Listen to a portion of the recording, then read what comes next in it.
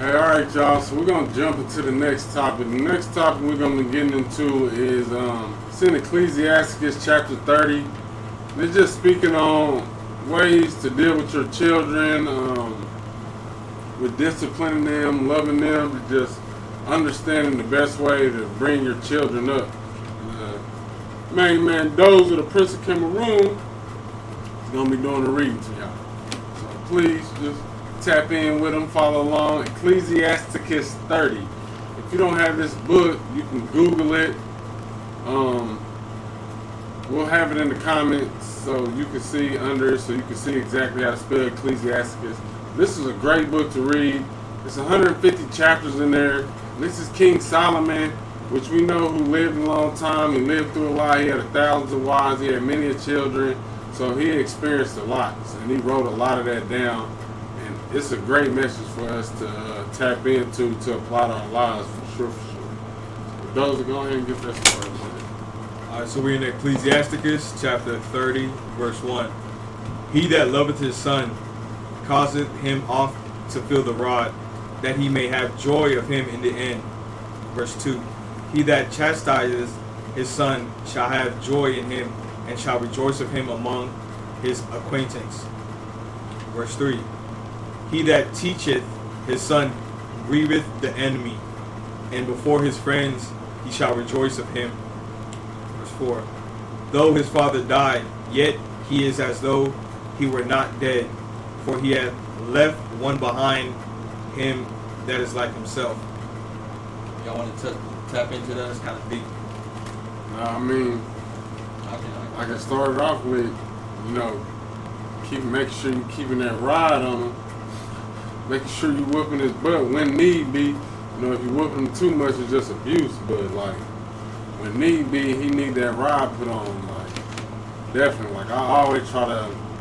For my children, the two biggest things for me is when you're in my presence right here in front of my face and I'm asking you to do something and you disobey me, that's something that can get your ass with. And also, if you lie to me straight to my face, I'm a realist. I've lived life, so I understand you gonna do wrong. But don't lie to me, because when you lie to me, I can't help you. I can't give you no understanding. I can't give you no teaching or nothing like that. So, them are the two biggest things for me that I really try to harp on my children about. Because when I'm not around, they're going to do stuff I already asked them not to do anyway. Not all the time, but sometimes. So. That's what kids do. Yeah, that's children, so I can accept that. We even do things the Most High asks us not to do. Exactly. So when you right there in front of my face, if I'm asking you, hey, go get that brush for me, or make sure you clean your room, something like that, and you just downright disobey me, they can get your ass with. And also just lying to me. If you tell the truth, even if you did something wrong, if you tell the truth, I'm not gonna whip my children. We can talk through that. We don't got to. So that's what I try to teach my babies. And also, if you see in societies, it's like the government and society, they don't want parents to chastise their son or reprimand them or be stern on the discipline, because whenever you have kids who are not disciplined or kids who are not selfishness, so instead of always looking around for somebody to blame or somebody to take responsibility for what's going on, we should look into ourselves. And it was a teachable moment, because like Christian said, the Most High is our Father. So he wanted to teach me that at the root of all the stress, the drama, the nonsense that I was going through was me. And I had to check myself, and of course he sent me, people and situations to check me, but only I was going to realize that, before I actually figured out what needed to change in that situation, which was myself. Ecclesiasticus chapter 30, verse 13. I'm going to have you tell me what that was about once we're done with this podcast. Got you. I love to hear that. Alright, so Ecclesiasticus chapter 30, verse 13. Chastise thy son, and hold him to labor, lest his lewd behavior be an offense unto thee. So to touch on that, if we're not disciplining our children and, you know, reprimanding them for their actions, they're gonna go affect, hurt, kill,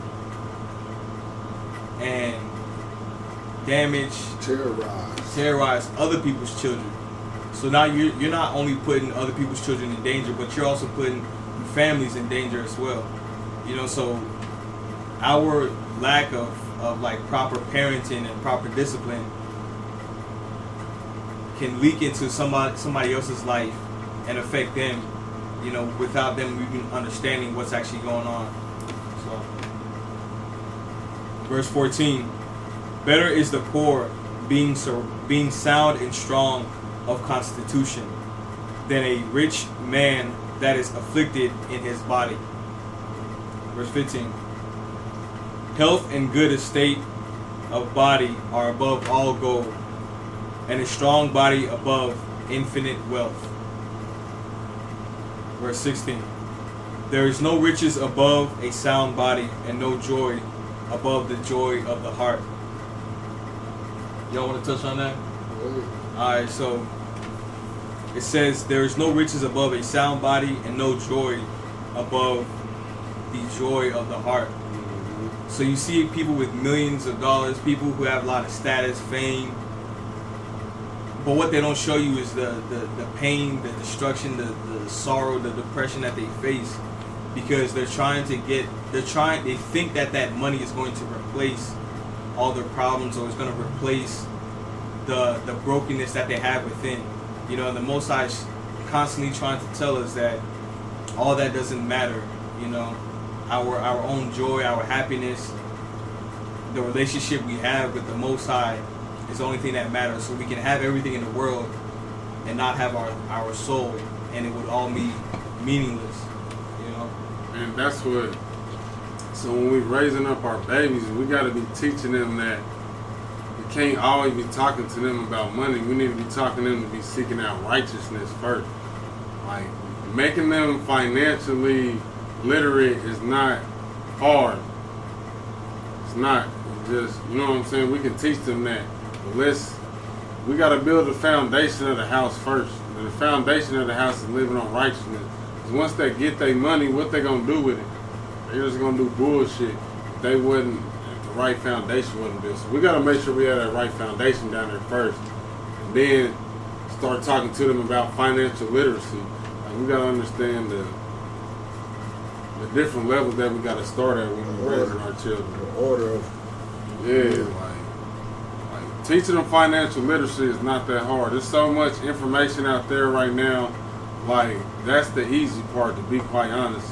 Like, when we was in high school and stuff like that, it wasn't nowhere near as easy. We had to go to the library and look up a lot of this stuff for real. Books. There's so much stuff on YouTube, so many people talking about. Like, every time I get on Instagram, it's a new person telling you how you can get money doing this, doing that. There's so much of that out there. Like, that's the easy information to be able to give our children. Let's make sure we building that foundation up right. You can go ahead and stop in there too, because it's a little time. Yeah. But, and sorry, that was a really good point. That something really like brought to my mind. That Christian said, start with spiritual literacy before you move to the financial literacy, because your child is gonna go much further in life if he has that spiritual foundation versus having that financial foundation. Which is why you see a lot of rich kids and rich adults or young adults who are rich and wealthy grow up destroying their lives behind all that money. Spiritual literacy can get you out of way more things than financial literacy can get you out of. Facts. Keep you from going somewhere you don't want to go. That's it. all right, y'all. Appreciate y'all tapping in with us. Make sure you like, share, subscribe. Keep showing love. Keep sharing. Keep telling your friends about us. And keep your eyes and mind and heart to the Most High, man. And He will guide you to where you need to be. And all the things you really truly want, they gonna come to you Where in due time. Where 2 or 3 are gathered in His name, that's where He is. For sure, for sure. And I want to say one more thing. You aren't the sum of your mistakes. You know, so if you make a mistake or you do a wrong or you hurt somebody, that isn't all who you are. You know, and you can't stay in the mindset of this is who I am for the rest of my life. You have to learn how to move on. You have to learn how to forgive. You have to learn how to change and improve yourself. And you cannot let other people define who you are, because everybody has made a mistake. Everybody has done something wrong. But whenever it's somebody else that has, you know, made that mistake, they're so quick to look down upon that person versus look at themselves like, you know, hey, I've been in this situation before and I wanted empathy, or I wanted some people to understand. But as long as you have that mindset of this isn't who I am, or this isn't all that I am, then you'll be in a good place, because you'll be able to look at somebody else who's going through that same thing that you went through, and you'll be able to help them, you know, through the darkness. So that's all I want to leave with. Peace, my people. Love.